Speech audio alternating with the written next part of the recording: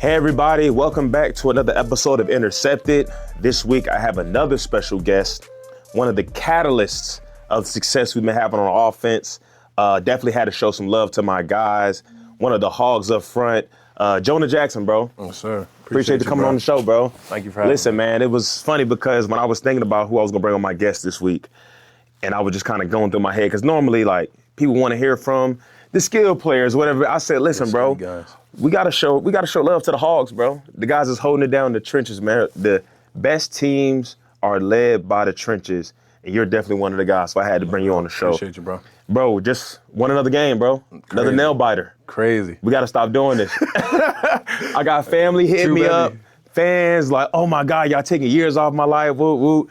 But bro, win is a win, bro. Yeah. Tell me how exciting it is to obviously be able to win another game, but just in that fashion. Tell me about your emotions, just kind of like as we're winning on this win streak. Yeah, it's crazy, bro. Like, I don't think I've ever been in my 6-year career a part of this many nail-biting, for sure, last-second wins. But no, it's awesome. You know, I get all the texts in the world from everybody, right? Like the cardiac bears and stuff. Yeah.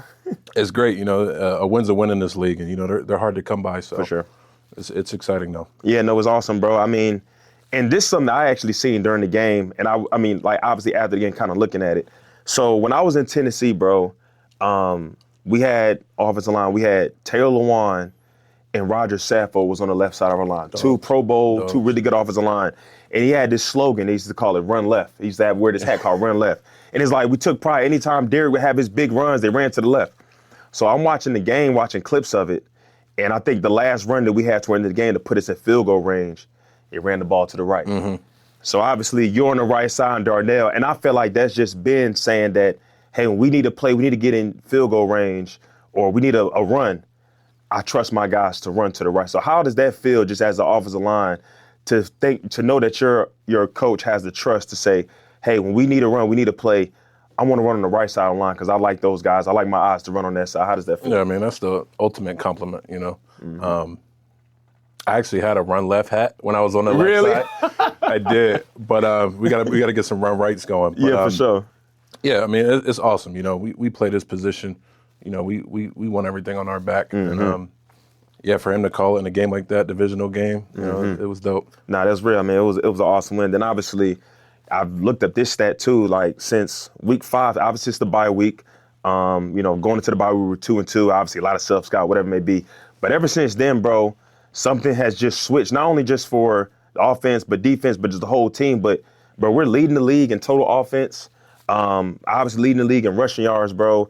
And obviously, I feel like the catalyst of that is the 3 new guys we got up front. Obviously, you, Drew, and Joe. Just talk about the relationship you guys has built since obviously y'all first year here, the relationship y'all built together as a 3, and just how that's all been working, obviously leading this offense. You know? Yeah, it's been great, and all the guys in the room are awesome. You know, we got a great room. I feel like that's universal with O-line rooms. You know, we all similar guys, chill guys, but I feel like it took a little bit to get going just because of the new system, new team and everything. But I feel like once we got it rolling and firing all cylinders, it looks beautiful. And you know, we got a heck of a coach. We got a heck of a staff with Roe, Kyle, and Capes, and you know they make sure our T's are crossed and our I's are dotted. Man, it's it's special. No, that's the biggest thing. Just this entire staff too. The details, the accountability is there. But I mean, just being real, like that level of expectation. Obviously, though, you come into an off season and polls say, hey,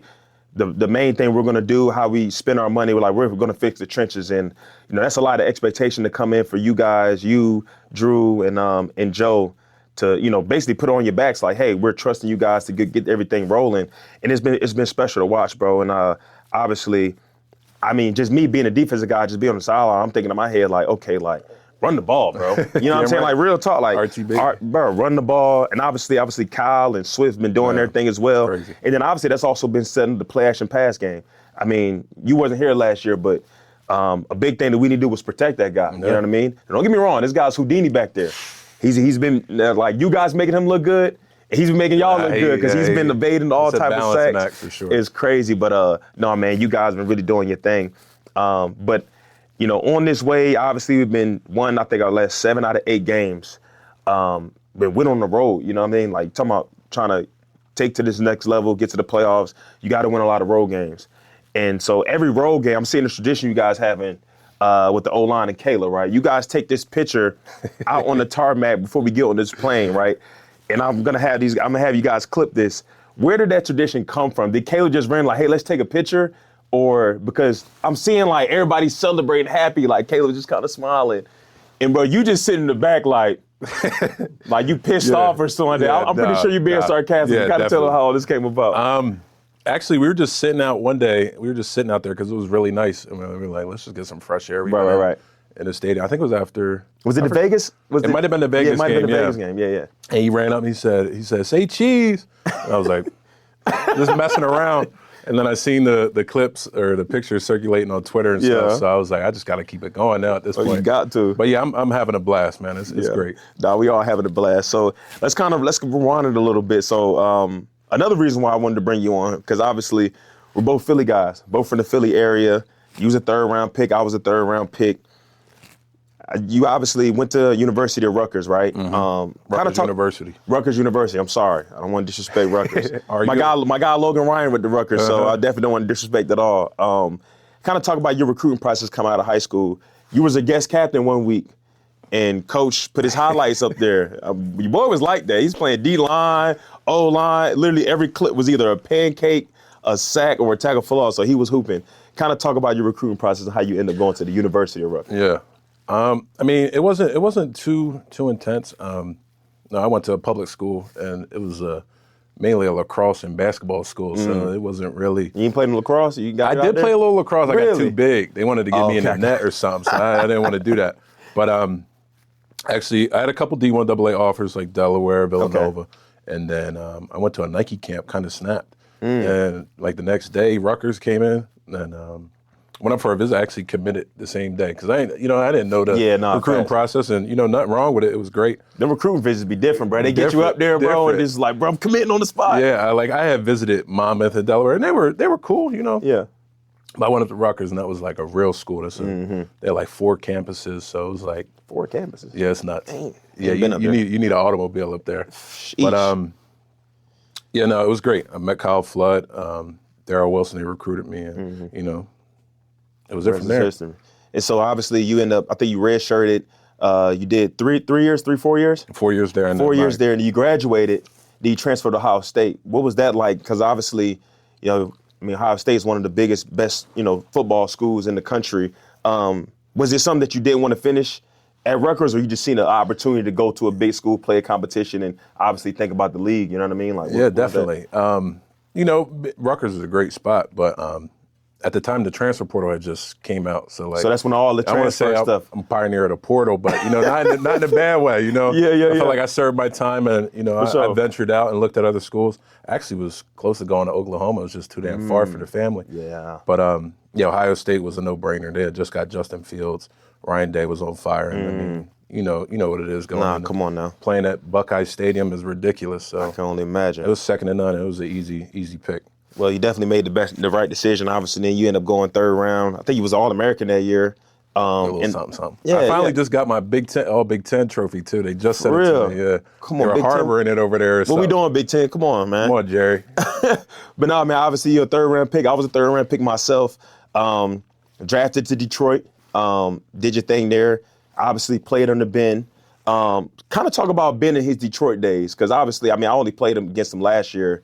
And obviously, they destroyed us every time. But kind of talk about Ben. Is he the same as like how he was in Detroit? Obviously, he wasn't the head coach, but is it very similar, or is he acting different now? No. I will say, I credit to him. He stayed the same guy. We came in as young bucks together. So his first year in Detroit was my first year in Detroit. He was actually the tight ends coach. So O-line and tight ends, I got you. We coincide together. But I think it might have been year 2. He took over some games, and it was looking pretty, and it took off. And I feel like he stayed the same guy, and he's become my dog through it all. Yeah.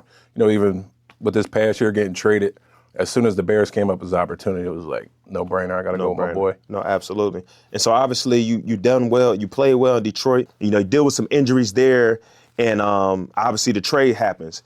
Talk about, because I think a lot of people don't talk about this. Obviously, you've always been a really good player, really great player, Pro Bowl player, and then you go to another city or another team, and injuries happen. Kind of talk about just how much of a struggle that was, just kind of going through that process. Yeah, I mean, the league is a humbling place. You know, I get there, it's not a big deal.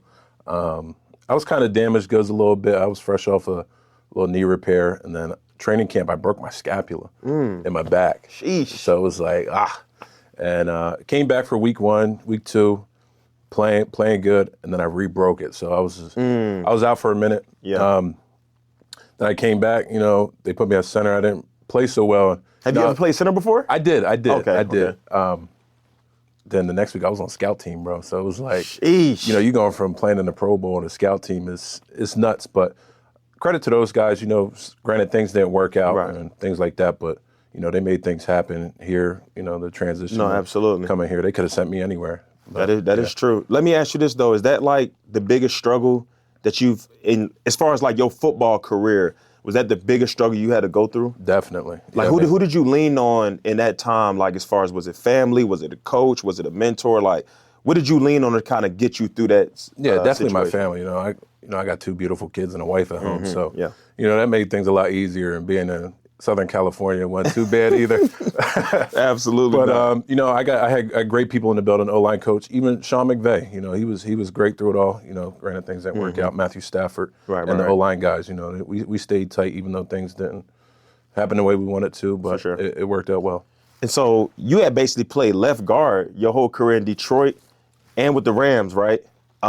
Then obviously you said they moved to scout team center. It's crazy. But now you're here playing right guard. You're playing well. You know what I mean? Like, talk about that, because you only hear about people talk about like a right tackle going to left tackle, vice versa. Is that very similar as far as like it's kind of weird transition? Like, how is that? Yeah, so it's a whole new world. You know, it's as simple as putting a different hand down, but like the mechanics of it and like the wiring of your brain is totally different. And I started in the league at right guard. Okay, my first start was versus the Bears at right guard. You know, I did see that. So you had your first start in the league against the Bears. Did y'all shout win? out Akeem Hicks. No, we took an L. Oh, okay. Wow, it was close though. You know, okay, it was close. It was close. But we were actually on our way to the airport for our Arizona game, and our line coach comes to me. He's like, "You mind playing left guard? You know, Taylor Decker would love you over there." I'm like, "What though?" You know. But you know, all things worked out, and but yeah, it's quite a transition. But I feel like, you know, once you harp on the fundamentals and things like that, all those simple stuff, it comes naturally. People say it's like rather eating with your right hand versus eating with your left hand or something. So it's funny, when I was in Tennessee, bro, like we had safeties, like here it's like free safety, strong safety. Like you almost got like a box safety and post safety, whatever it may be. When I was in Tennessee, we basically just like, it was interchangeable. So it was like left to right, whatever it may be. I love being on the left side for some reason. Like I'm left-handed, and like I always, I'm a lefty. Yeah, here we go. I knew we had some like more stuff that we gotta like. But for some reason, I had this thought process is like, for a right-handed quarterback, they like to throw it to their right. So I always wanted to be on the left side because I just felt like it was just, the ball I'm gonna be get more, over there, you feel me? Get more picks. Had a lot of picks, so I'm not saying that it's true or right, wrong or right, but hey, man, I just kind of, I guess what I had in my brain. No, it's crazy. So I can understand, because like, I was playing on the left side for so long, so whenever I would switch to the other side, it was kind of weird. Like I was taking on the block, it was like, I kind of want my left arm free, it's my strong arm, it was weird. Yeah, I say that like even pulling around to kick out, like, I feel like this one I could really, Yeah. This one's like, you know, it's not fum shum, it's just fum. Yeah, there you go. I love that. That's funny. So obviously we just talk about stuff that we have in common. And obviously this is not thinking too far ahead, but obviously Black Friday, Thanksgiving, going back home to Philly. And we've talked about this off camera, stuff like that. I've obviously got traded to Philly, so I played in Philly. I've kind of already had that homecoming type thing. This is going to be your first game back home in Philly? Yeah, playing in the league? Yeah. How many people you got to come to the game, bro? Half of Delaware County coming out to that game. But like the good thing is a lot of people are like season ticket, you know, they're diehard. Oh, yeah, that's dope. That's dope. But yeah, like my immediate family and stuff, wife, kids, her family. It's north of 20, 30, you know. Oh, man. Playing for free, but it is what it is, hitting them pockets, boy, hitting them pockets. No, it's dope, though, because I feel like it's just something that you always have, you know what I mean? Yeah. Cherish that. When I got traded to Philly, like, that was, for my dad to see my last name in a Philly Eagles jersey was just like, incredible, bro. I was pacing it out because obviously I had more games, home games. You get 4 or 5 here, 4 or 5 here. Like, don't just try to bring 30 people in one game. Yeah. But the game is gonna be incredible, bro. Yeah, bro. It's gonna be jumping. They fans. It's gonna be jumping. I remember I was one of them, so I know how they operate. Bro, so I had my wife and them. They're gonna come to the game, my wife and kids, and I told my wife, leave the kids at the family, my family's house. Don't bring the kids, because, bro, they're gonna be drinking at probably 9 a.m. all the way up until the game. It's gonna be at least 3 or 4 fights. On Thursday at 9 a.m. No, real talk, bro. And I think they got a jail in the stadium. I know they had one at Veterans Stadium. I think they got a jail in the stadium. People gonna get to fighting. It's a crazy situation, bro. But no, I'm excited. And let me ask you this too. Like, so obviously we're traveling on Thanksgiving. Are you gonna stop by Are you gonna stop by your folks' house and get you a plate before the game? The plan is a plate is gonna be brought to the hotel. Okay, okay, I got you. I hope so. Is it gonna be loaded or is it gonna be light? Is it gonna be like half diet? Loaded, half diet. Never. Yeah, we gonna throw a little salad on there for the half diet for the game? Never. We got everything. I need the carb load, man. I feel you. Yeah. So since obviously we talking about this, I'm not even gonna say the main course. What's top 3 sides that you gotta have on your plate? Thanksgiving. You ever had seafood salad? Yeah, I had seafood salad. Seafood salad. Okay. Mac and cheese was That's up different. there. I wasn't expecting that one. Mac and cheese is up there, but I'm kind of falling out of love with the greens. Got to have the greens. Okay. And then, my wife's Spanish, so I got to have the rice and beans. The rice and beans, with the soul food combination. Got you. So I'm gonna forgive you for trying to say something about mac and cheese, right? So the fact that you didn't say that my mac and cheese and yams got to be touching is crazy.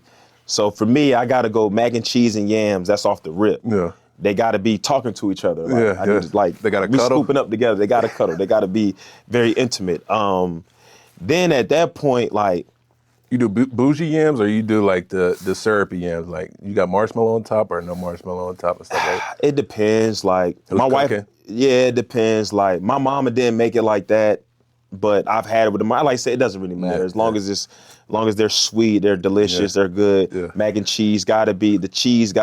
Yeah, You know what I mean? can't be. I don't like the custardy formed.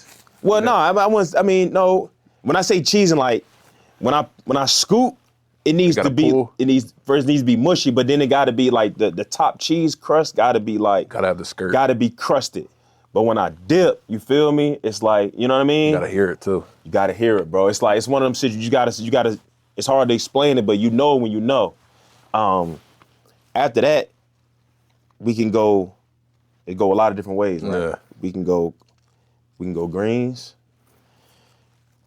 Gotta have like some cornbread, or we can go stuffing, right? Oh, stuffing. Personally, I forgot about stuffing's up there. I forgot. Gotta about have the stuff. See, I'm not personally. Stuffing and greens. I think I take that over to mac and the yam.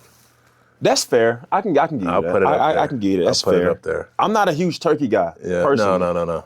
Like I like turkey, but I really don't eat turkey outside of Thanksgiving. It should be too You know dry. what I mean?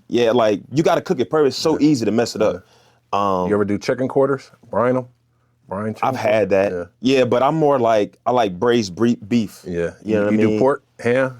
Nah, we don't do the ham, not the crib. I like and the then, ham. So we'll do the braised beef. And honestly, man, I give some chicken wings. Some chicken, bro. Yeah. Chicken. You never go wrong with that. Bro. Never go wrong with that, bro. But no, man, listen, bro, I appreciate you coming on the show, bro. It was awesome. I got to start showing more love to my big dogs, man. I think next we're going to get a D-line on there as well. But I appreciate it, man. It was awesome, bro. And we got to keep this thing rolling, bro. Always, bro. So you got to find a way to get 1-0 this week. Obviously, we got Pittsburgh coming up. Before we end it off, give me your thoughts about, obviously, Pittsburgh and their defensive line. Obviously, you're about to go up against probably a future Hall of Famer, Cam Hayward, and obviously T.J. Watt and those guys. Talk about that.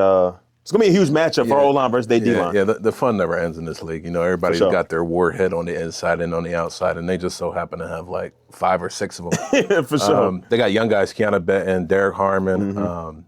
The other side, they got Alex Highsmith and Nick Herbig, and then the backers, Patrick Queen, and I forget the other guy's name. Some dogs over there. I think it's Wilson or something like that. Yeah, they know how to play ball, so it's gonna be a good matchup. Yeah, man, I'm excited, man. Hopefully, I've seen Aaron Rodgers has a little bit of injury stuff going on. I know for a fact the fans want to see Aaron Rodgers come back to Soldier Field. I want to see him out there. Obviously, I think I've played Aaron Rodgers twice. Won one, lost one. I won the last one, so hopefully I can go on a 2-0 winning streak against Aaron Rodgers. But I know, I mean, obviously I want to make sure he's healthy and stuff like that. But some unfinished business, I guess, in Chicago with Aaron Rodgers. So we definitely want that last time of Aaron Rodgers coming. I'm going to say last time because I don't know what his future is going to be like. But if he comes back to Soldier Field, we need to make sure that we end that on the right note. So anything we can do to get 1-0, man, that's what we're going to do. So, but Jonah, man, I appreciate you coming on the show, bro. It was awesome, bro. Appreciate you. Yes, sir.